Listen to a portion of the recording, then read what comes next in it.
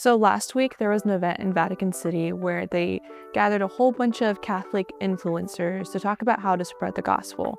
And I kind of want to talk not about these specific Catholic influencers, but about certain online far-right theo bros that are becoming super popular on YouTube. Hi, my name is Victoria Holmes. I am a podcast producer and I work for a political media company, but these videos on Catholicism are sort of a side project that are becoming a hobby of mine. So when I think of the quintessential far-right Catholic theo bro, I think of Timothy Cordon. Walk with him, from beneath his arm to be guarded by him, and from near his heart to be loved by him. So when he says that she walks with him, he means that they're equal, which is a Luciferian lie. Now, I work in media. I've worked in media since I was like 19 years old, working in a newsroom. And I can tell you that I see a lot of not evangelical strategies, but really more just a business model happening. Let's start here. Content creation is work. It takes time, equipment, and energy. But for some Catholic YouTubers, it's also a livelihood.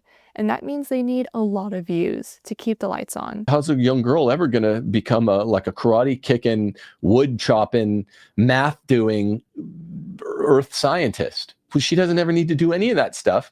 She can have a dad who does that stuff and then who passes it off to a husband, same thing. Views from clicks and clicks from strong emotion, anger, fear, and especially moral panic. If trads believe that the woman is under her father's headship until the veil is lifted at her holy matrimony, and then the headship over her is passed to the husband, then they ought to be able to accept that the fourth commandment means, all the popes have said this, it is grave matter for a wife to disobey her husband. It's a mortal sin. They pick a cultural flashpoint, gender role, Vatican II, or the Pope, then crank the volume to 11. Poor little Trent Horn is still nursing a sore bottom from the spanking that he was handed 5 years ago.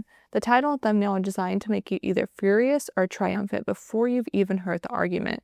And if you watch, comment, and share, that's ad revenue, super chats, Patreon pledges. The outrage is the product. You're the customer. But here's the problem. When your paycheck depends on keeping the outrage cycle going, the faith starts to get bent to fit the content strategy. Nuance doesn't pay. Charity doesn't trend. Complex theological discussions, too slow. What works is a neat villain, a bold headline, and a hot take that'll keep people talking. It's a mistake to maintain that women's rights are the same as man's when they're not the same. You don't have the same rights as your husband's, ladies. And so, little by little, Catholicism gets flattened into a political brand. The gospel is still there, kind of, but it's drowned out by the need to keep feeding the algorithm.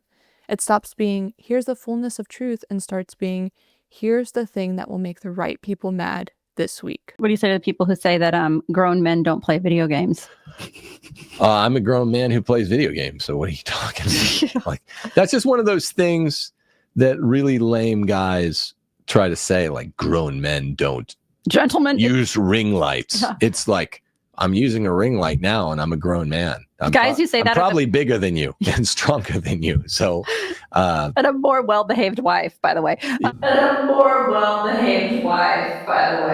Now, this doesn't warp just individual viewers. It kind of sort of weakens the church as a witness, because if someone's first video about Catholicism, or if they're starting to become interested about Catholicism, and the first video that they see is about why women shouldn't have cell phones. Tim was even saying, you know, when we lost the phone, he was even he put this in my head. He was like, you know what? It's probably best for your phone never to come back.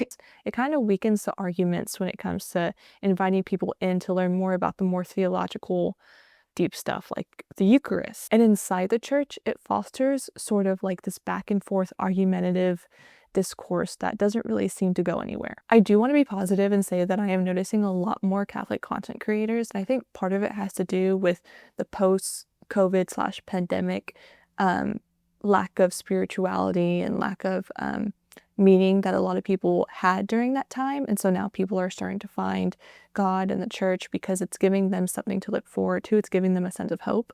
So I do want to be positive and say that I am very grateful for Catholic apologists like Trent Horn and a lot of the people at Catholic Answers. But again, I just kind of want to point out this trend that I am seeing among far-right online theo bros that tend to have these answers for people who are, especially young men, who feel disenchanted with sort of how life is working out for them post-pandemic. If you're scrolling through Catholic YouTube, ask yourself, does this person make me love Jesus and his church more? Or do they keep me angry enough to click the next video? If you like this video, let me know. And if you see any online far-right theo bros that you find especially interesting, please send those videos my way as I find them very entertaining.